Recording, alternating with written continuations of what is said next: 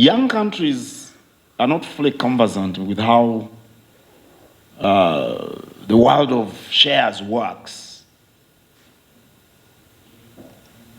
Usually when you talk to an average Ugandan and you tell him about investments, they're going to talk about building rentals.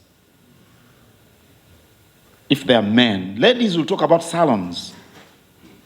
Many young ladies working in corporate bodies all over town have got little salons to which they go in the evenings, and they cheat them because they don't have time to supervise them.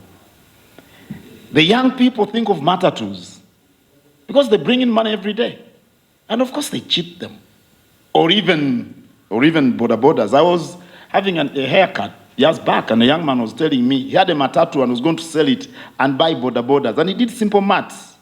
Why boda bodas, which are worth the matatu, can bring in more money than the matatu? Well, it's always good to invest, but it's always better to invest smart.